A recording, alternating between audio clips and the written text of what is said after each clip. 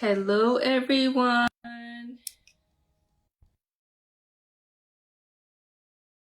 Hello, everyone. Welcome to When is Enough Enough.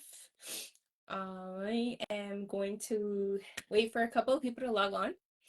I have a special guest today, and hopefully she is able to log in.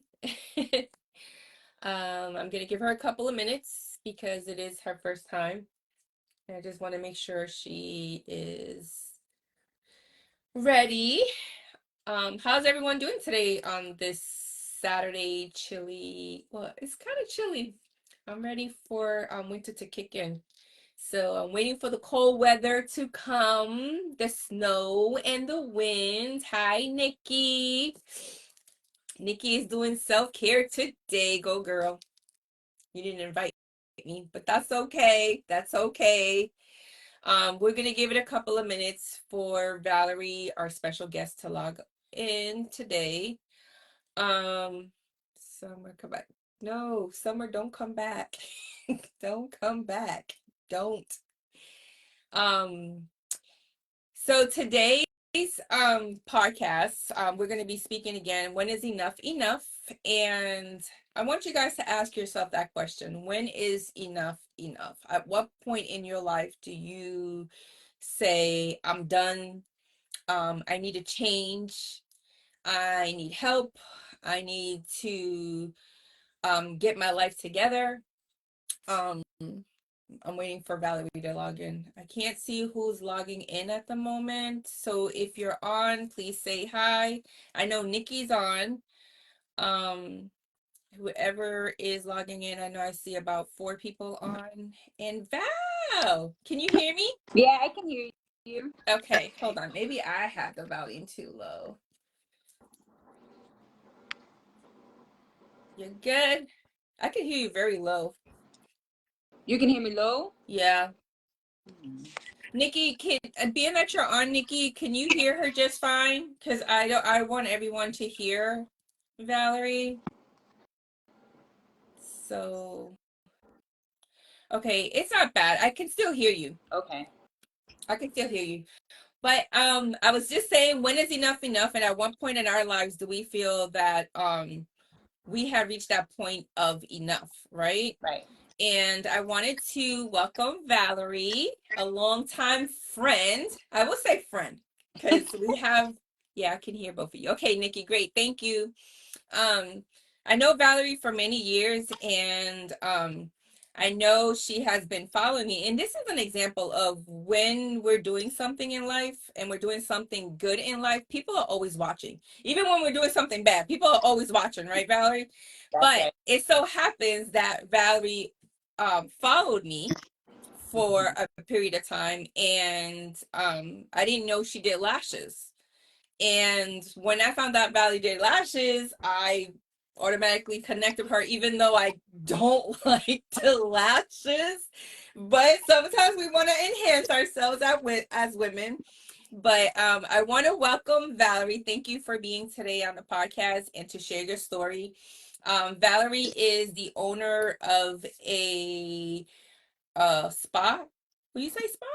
Studio Studio spa. spa, and it's called Her Beauty Lounge, where they do lashes, waxing, hair, and permanent Right. makeup. Did I leave something out? No. Okay. So I want to welcome you to today's podcast, When is Enough Enough? And I wanted you to share a little bit about your story. I know we're going to go right in, but I want you to be able to tell me your story, because to me, telling and speaking about your story also is a healing mechanism, like it was for me. Right. And that's why I started my organization, Enough Cries, because nothing seemed to help me.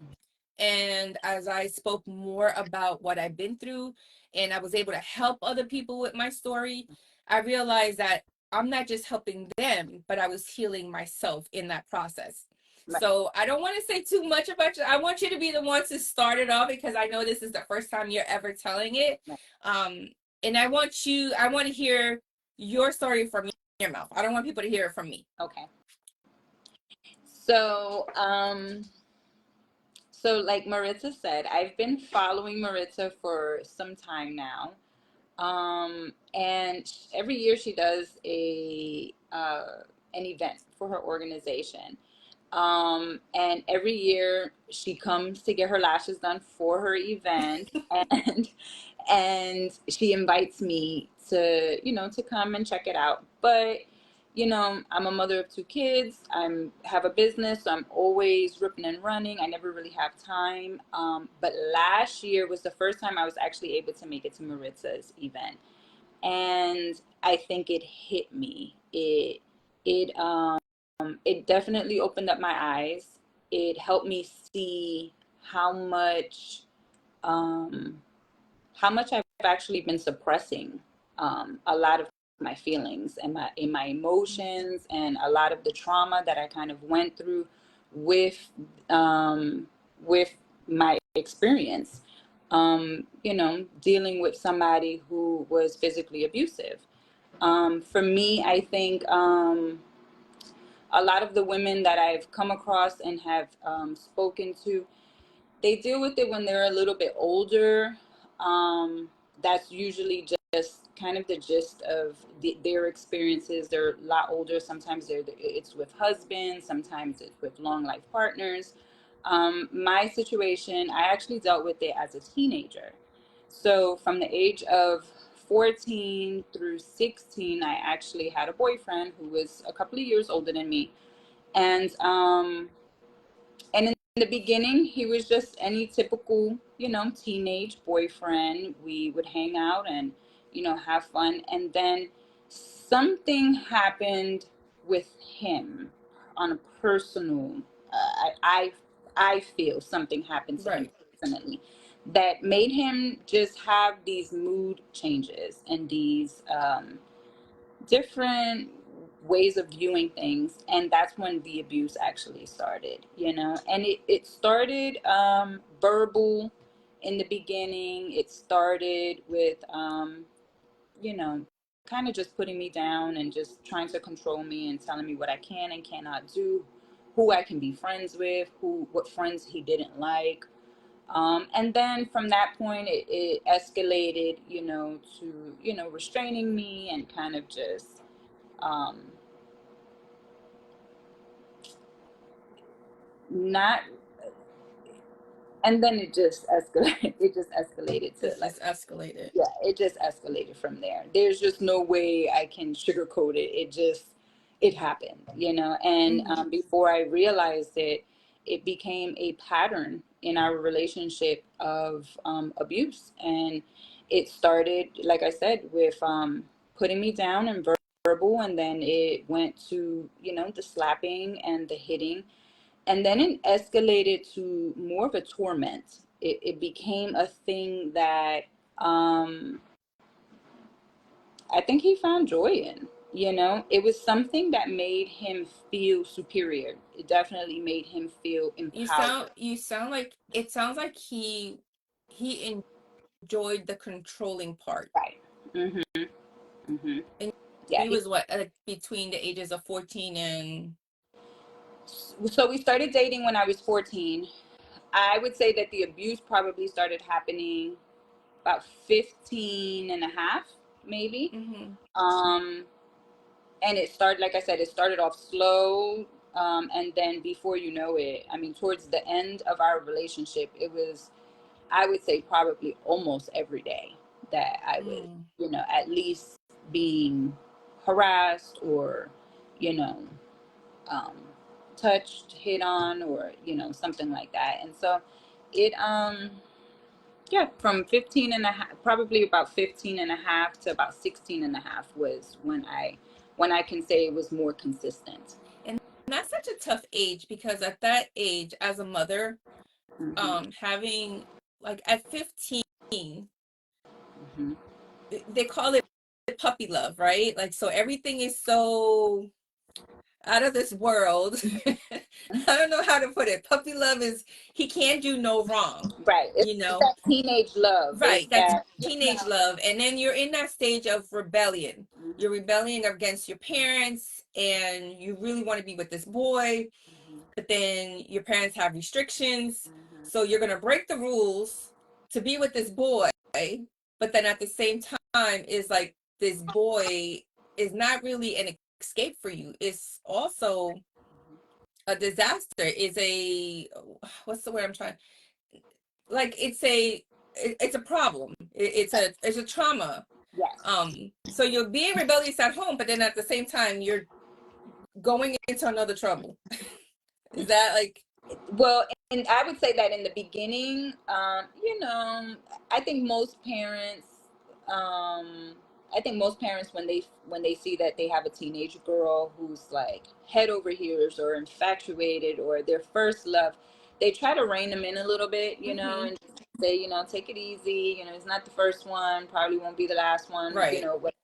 but so in the beginning, I would definitely say there was a rebellious nature about me for sure, um, where I kind of wanted to be around this guy, Mm-hmm. and I wanted to hang out with him, and he treated me nice, like we were friends, we dated, we would go to the park, we would have fun. It was just normal, and then out of nowhere, it just he just kind of switched up on me, and then the rebelliousness, um after the abuse started, actually came from choosing between who I was going to deal with as far as repercussions. As a 15-year-old, I couldn't stay out late, I couldn't hang out or whatever, so it was either uh, I guess the influence or the intimidation from him, Mm-hmm. well, I want you to be here with me, and I want you to,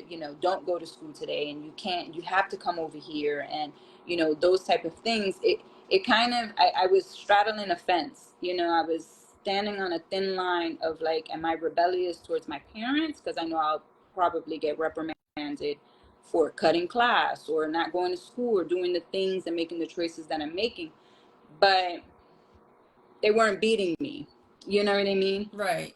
If I disobeyed him or if I was defiant in his eyes, I knew that came with more of a physical repercussion. Mm. Rebellious nature kind of it was tricky towards the end of it. So do you feel like your toxic relationship, you will also, and then I know this is gonna sound crazy, because of the toxic relationship, you were still enjoying that toxic relationship? You know how at that age, at the age of 15, it's like, okay, he loves me because he treats me this way. Like we little girls are taught like, oh, he hit you because he likes you, which is Right. so bad because that is not, that is so bad that we say that to kids. Like, oh, he must, he really likes you. That's why he's hitting you. No, this is a sign. Like, Love that's not that. cool. So Yeah. did you also feel like being in a toxic relationship, did you find enjoyment, or did you Um, know, like you realize like this is toxic, but I don't want to be at home either, so I'd rather deal with this than to be at home? I think for me, when it first started, I really tried to find a lot of reasons and excuses for why Mm-hmm. it was happening, And there was a part of me that felt like, um, I think there was a part of me that knew I didn't deserve any of that, but then there was a part of me that wanted to help him, if that made sense, as a Right, yeah, teenager. it does. Like, we're going to be together. Like, you're the love of my life. You know what I mean? Like, we got to get through this. And if we got to get through this together in this toxicity, through this toxicity, then I'm here. I'm going to be the ride or Right. die. I think, I think towards the end, it was just, they became moments where I had to run away. Like, I would try to escape him, Mm-hmm. and it just wouldn't work. It just wouldn't work. But I would say in the beginning, I wouldn't say that I enjoyed the toxicness, because I mean, I didn't enjoy being abused, but there was a part of me that was okay with it. There was a part Right, of and me that's that what I meant. Not enjoy like in that, like, hey, I like to be beaten, but the fact that, it's just like you said, you're with me. I'm going to be your ride or die. Like, this is how we're going to roll. At the age of 15, that's the way you think, Right. Right. and it's like, you can't be with no one else but me, and I'm not going to be with no one else but you, even though it is 100% Right. toxic. Right.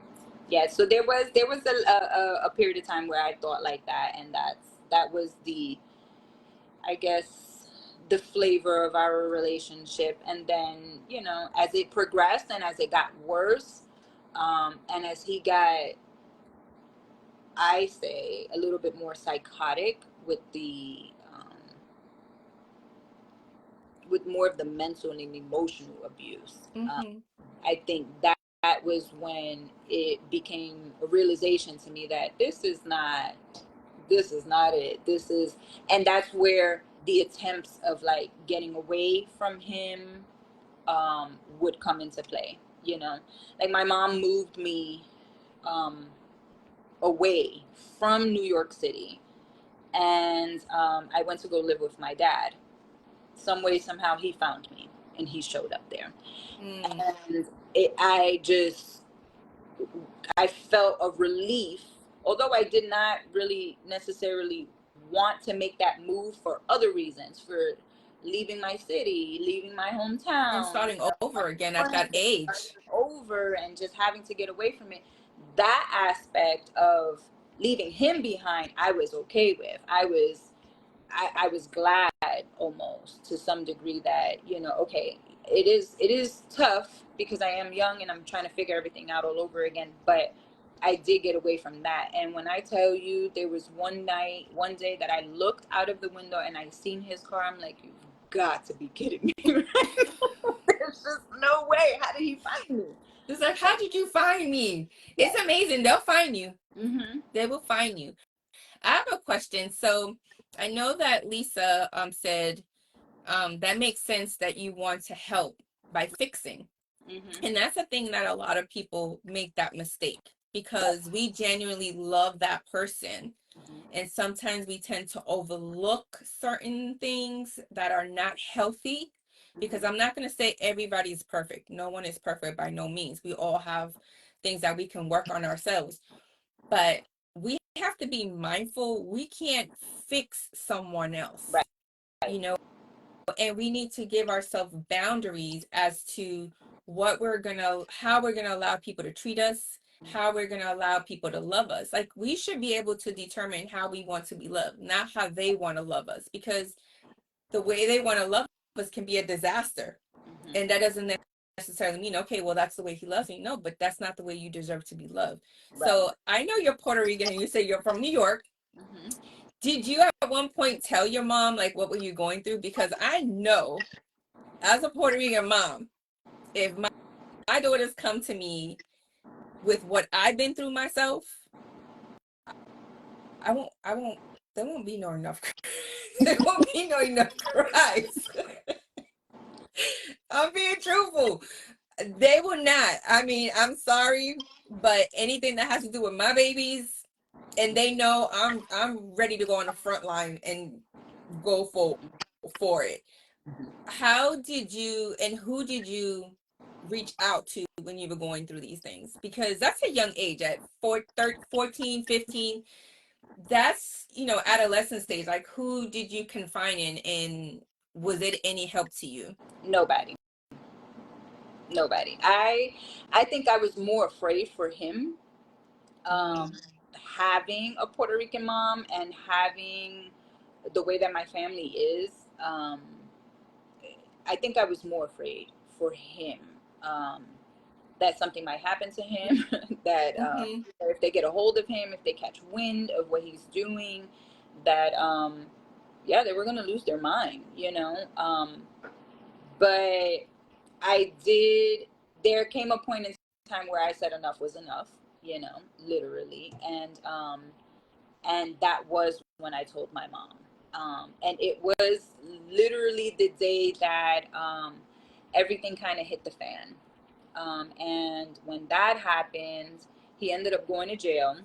Um, I didn't necessarily want to press charges because I was afraid of that, but the state picked it up, and so they did give him Um, I believe it was a year in jail before he was, yeah, released, and then we moved here to Virginia. So if being now that you have, you're an adult and you have kids of your own, Hmm. if you can go look back and tell the younger Valerie Hmm. an advice, what would it be? Speak up, speak up, tell somebody for sure. Um, Tell somebody and stand up for yourself. You know, I think a lot of, like I said in the beginning, last year was the first year that I went to your event and it opened up Mm-hmm. my eyes. I'm about to be 39, so this was 22 years ago, and I'm just now learning how to speak about it and learning how to express myself on it. It took a long time. I never really went to therapy or counseling. I never really ever had a conversation, even after the last incident between me and him, with anyone. I think this is probably the first time that I'm able to just, speak my truth and tell my story. And as a teenager, then I would say, yeah, I would say speak up, tell somebody, because people are watching. People watch. All the time. They're all the time. I mean, there would be times where I would think, during that, in most domestic situations, I've been under the impression that most abusers tend to do it in private. They don't necessarily like to do it out in the public. Mm-hmm. um, and when they do it out in the public, they're very strategic, when it comes to how they maneuver and how they handle that. And for me, everything was private up until the last situation. That was why I said tonight is the night. Tonight is the night that I kind of fight back. Mm-hmm. um, and that happened publicly. And you'd be surprised how many people that happened in a Chinese restaurant. We were ordering food carry out, Mm. and I had a friend who stopped being my friend because she didn't like him and she didn't like what he was doing to me. And we hadn't spoken in months, and that evening I bumped into her, and because we hadn't spoken, we exchanged numbers, and we decided that we were going to hang out and chill and stuff like that, and we had made some plans. So then later on that evening I had met up with him, and we went to go get some carry out, some food for the evening, and she calls me. So he immediately thought that that was a guy, and so I'm hiding it because he doesn't want me dealing with her or talking Right. to her. So either way you look at it, I'm kind of screwed. And he beat me up in the carryout place. I mean, the owners of the place literally had to throw him out. But you would be surprised how many people walked over me and did nothing. And the one who I did not expect to say anything was a woman. Okay. And she was the one who pretty much said something, pick me up, help me up from the floor, Right. and kind of told me I didn't deserve this. And he was still there, and she cursed him out and told him to leave me alone. And of course they exchanged words, and he snatched me from her, and we went home, or we went to my mom's house. Mm-hmm. And there was um, I was under the impression, or I felt that he would never hit me in my mom's house. This was my Right. safe place, my safe haven, and that's not at all how that night ended. And I think he took that security away from me. For a long time, I never really felt safe anywhere. Right. Because the one place that I felt safe was my mom's house, was my home. I didn't feel that he would do something like that or make me feel any kind of way there, and he did. That's a lot. Yeah. That's a lot. For that age, it's a lot. It's a lot, when, and I say for that age, it's a lot in general at any age, but at that age, at a adolescent age, Hmm. you're also learning about life. And Right. this is how you're learning about life and relationship, which is Hmm. a scary thing because we're learning how to, again, I say puppy love because I don't really think at 15 you really love, you know what love is, but it's like you're in that stage of how can he do this to me? That's my ride or die. I do everything for him. And then for him to disrespect you, like you said, in your own home is like, where do you feel safe at now? Right. Right. So I completely understand that part of you saying that because it's like home is a safe Right. place. Right. And if you can't be safe in your own home, where can you be safe? So now you're in the streets walking around watching your back because you're like, where can I be safe? Like you're walking around tiptoeing, like, is he gonna pop up? Like you said, you moved and you looked out the window and there he was. It's like Hmm. where am I gonna be safe? Where am I gonna go? That he's not gonna find me. Exactly. So that, yeah, and I wanted to say, because like you said, I go get my lashes done once a year. Once a year, and then I go 2 days later to get them taken off, but that's besides the point.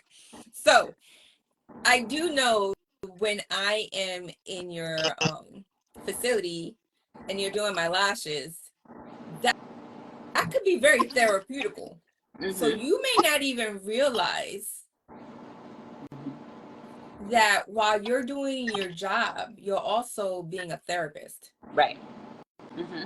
But at the same time, you have to find a place where you can heal yourself to be able to heal those that come to your facility. Right.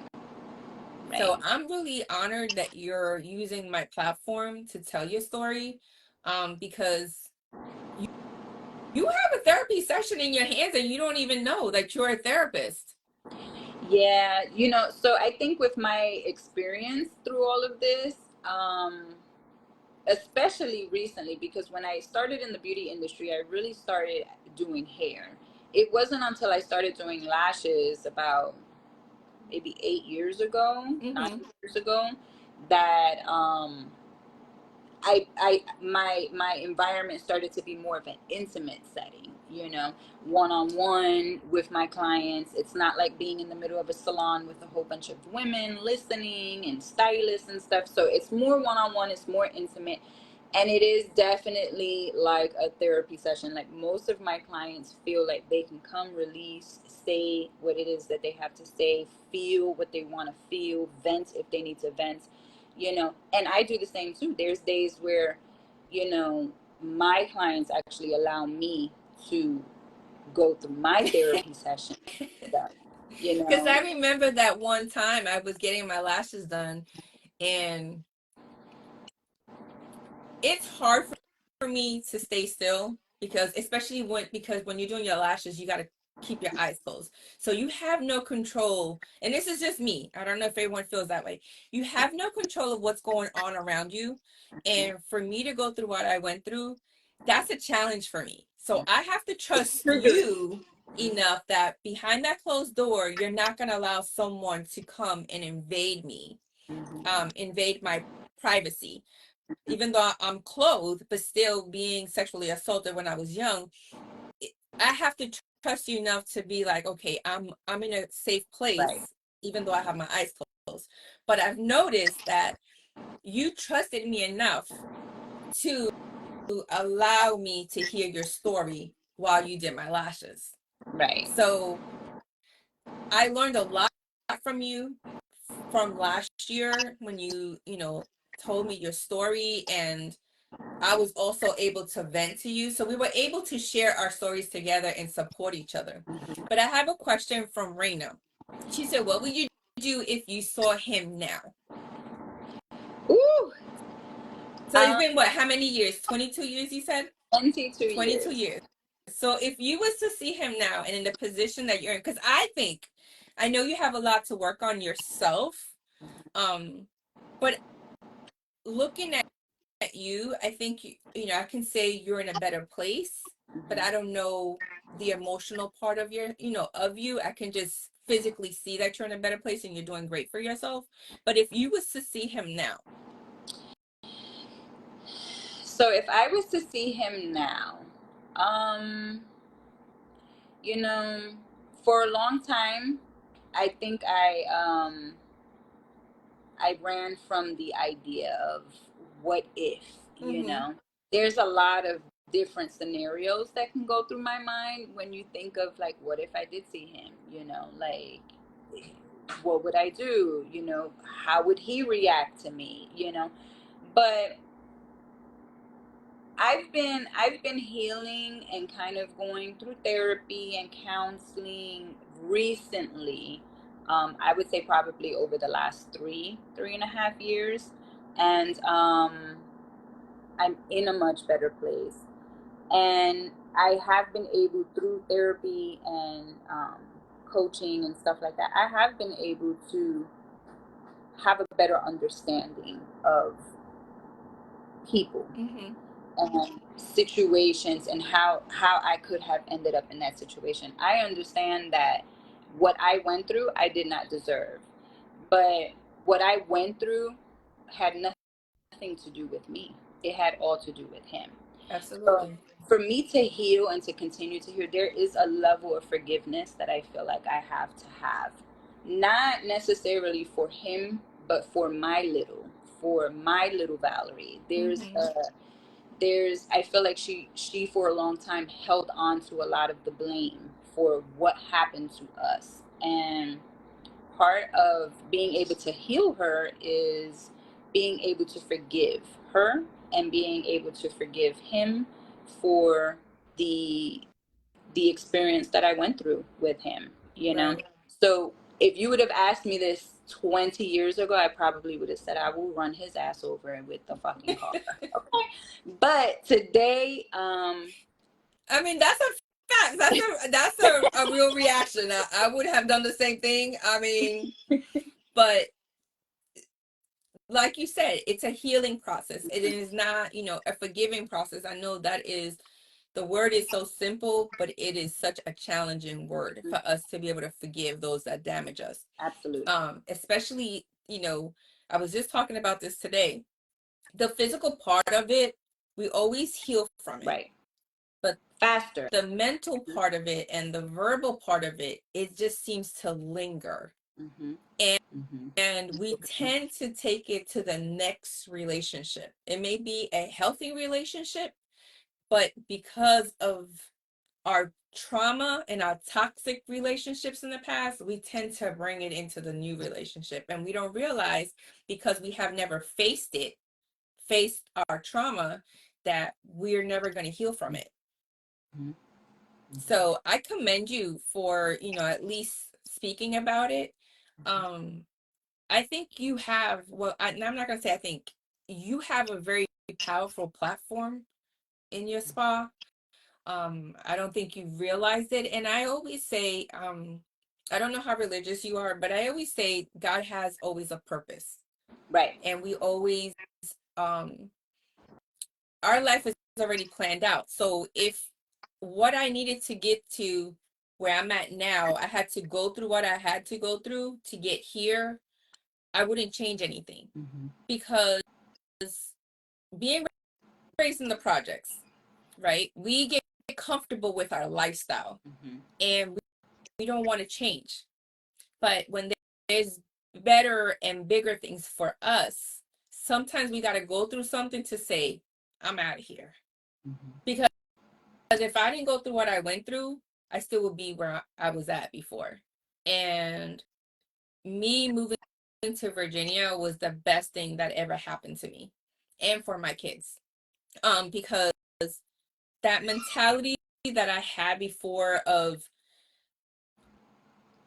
hustling in a negative way, not hustling in the right way, was my mentality. Mm-hmm. And I was okay with that. But when you go through something in life and you want to do better, your whole life Right. shifts. And being a mom makes you also think differently. Like, I want better for my kids, but I have to heal in order to give my kids the best. So you, without knowing, you have a diamond in your hand with your spa, and without you realizing it, you were placed there for a reason. It's not just to do lashes, because you do beautiful lashes. Don't Everybody, if you want to get your lashes done, get them done with Valerie. She does beautiful lashes.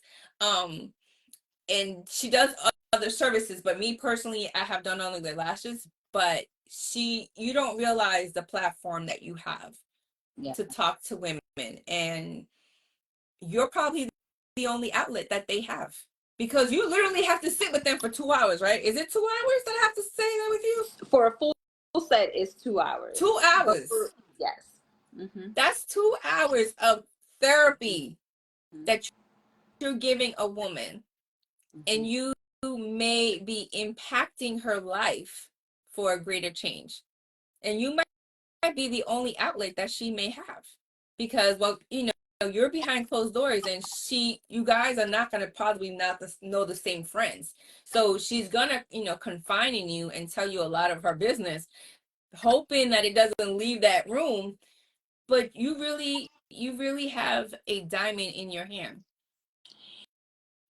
Yeah. I've You been really told. do. And I don't think you realize, you see it as, okay, this is what I do for work, this is my business, this is my moneymaker.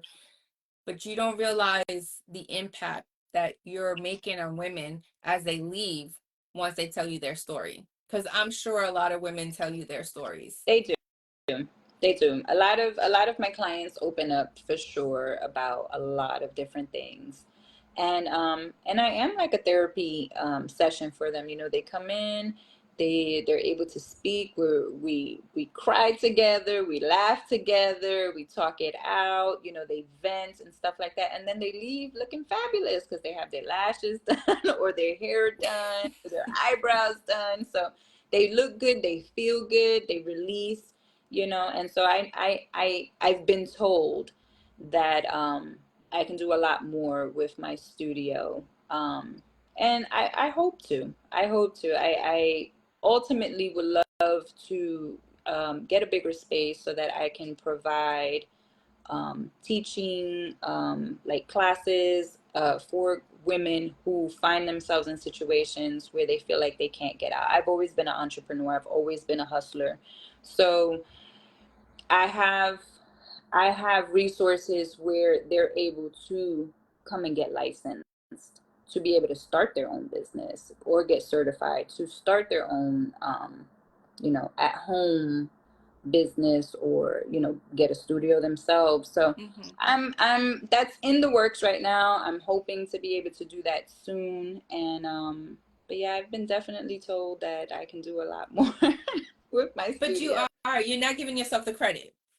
We're our worst critic, and I personally, I feel like you do have a diamond in your hand, um, because the services you provide are not just beauty services, Right. you know, and I do hope that you continue healing. Each day you heal a little more, and through your services that you heal. That's the only way that you're going to be able to really bring it Mhm. and help other women. Mhm. And like I said, when I started my organization, I was not completely healed. Right. I was not completely healed. I just knew that I wanted to do something for other women, because I knew I wasn't the only person that has gone through that. And I knew that I prayed on it a lot. I did. I was just like, I reached a point, I was like, what is my purpose? Like, I wasn't satisfied. And this is going to sound really bad.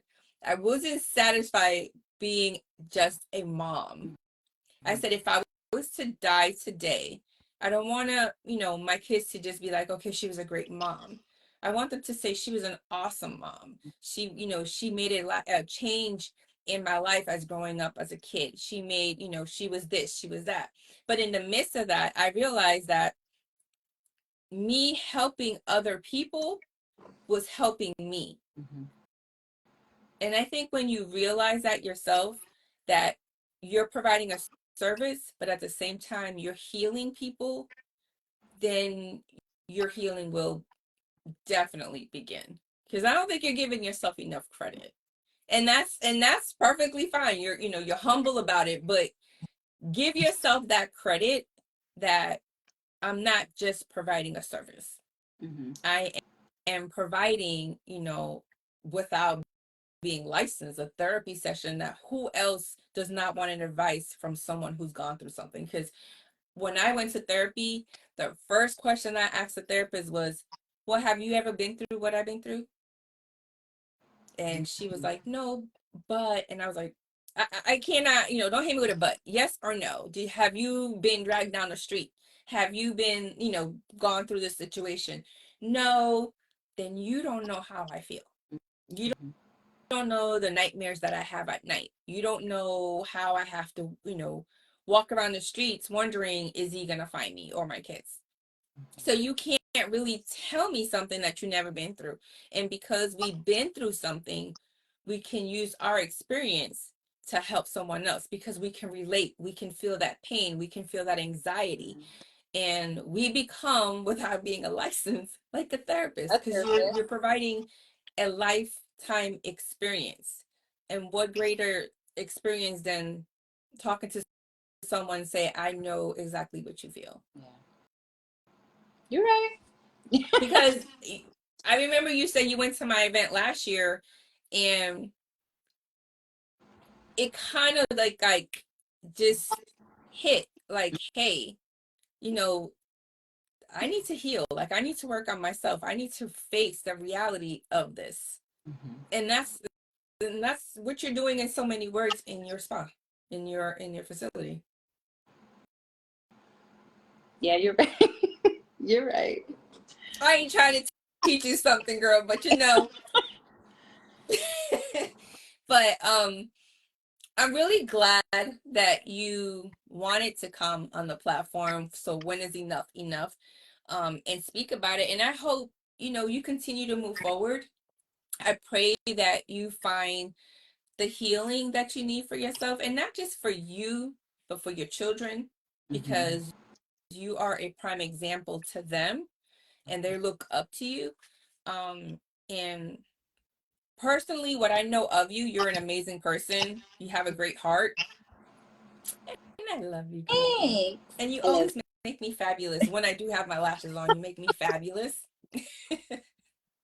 But I'm really proud of you and what you're accomplished. And I expect to see bigger things from you. Don't thanks. just stop here. Just continue growing. Continue growing. And your platform, you can use it for girls, to get invested in lashes and beauty. So Mm-hmm. that's a platform that you can use for the young girls too.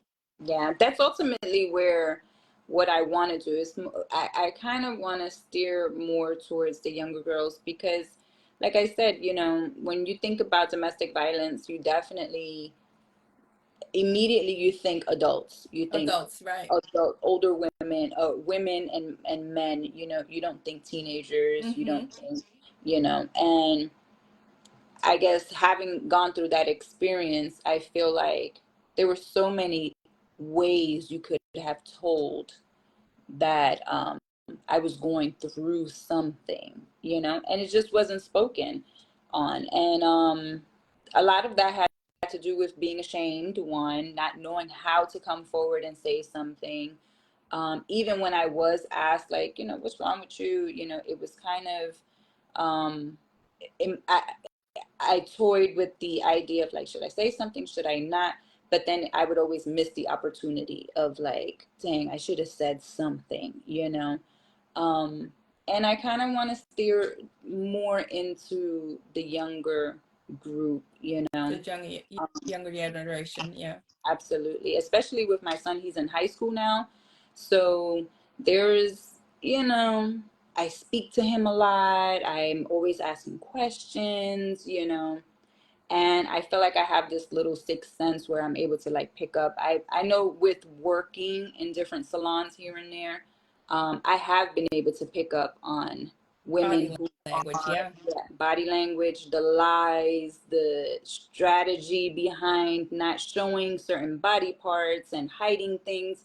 And although I'm not one to call it out, I would, kind of initiate something that would eventually get them to be like, The conversation piece, right, yeah.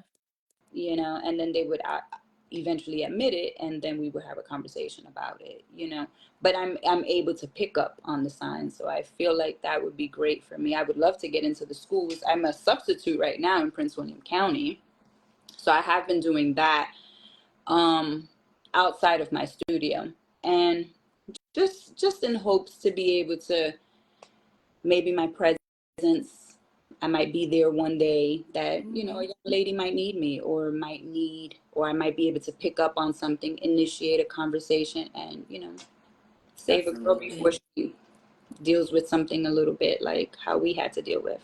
Right, absolutely. So just to close out, do you want to give the information of your spa so people can, if they need one of your services, where they can reach out to you? Sure. So it's at Her Beauty Lounge. Instagram, it's her underscore two times beauty lounge. And then on Facebook, it's Her Beauty Lounge. I think all one And word. it's in Woodbridge. Yes, Woodbridge, Virginia, right off of 95 by the Texas Roadhouse Shopping Center. Okay, well, I appreciate you coming in and sharing your story. And I hope to one day see you as a speaker in one of my events, hopefully next year. Be one of my Yes. panelists. Oh, I would love to. And I just wanted to say, like, to everyone, we have to ask ourselves, when is enough enough? Like, we're always going to reach that limit in that moment that at what point do you decide enough is enough? Don't wait to the moment that someone takes your life away. Don't wait for that moment that you're no longer here with us. Make that decision to reach out to somebody, make that decision to confide in someone. This is a prime example. Everyone's getting their lashes done. Everyone. I mean, I don't think there's a woman that hasn't gotten lashes done, but reach out to someone. Even when you're getting your lashes done, just vent to that person, talk to that person, let somebody know this is what I'm going through. And don't be ashamed of it, because it's not our fault. It's not our fault. It's just that individual is going through something, and we just happen to be taking the heat for whatever they're going through, and Right. it's not acceptable. Um, but again, Valerie, I appreciate you coming on and being part of today. When is enough enough? And I know you're going to be doing bigger and better things. And again, reach out to someone. There's a 24-hour hotline right here in Prince William County, or the general number, or you can even text. So everyone have a good evening and have a great Saturday. Thank you. You're welcome, Val. Bye. Bye.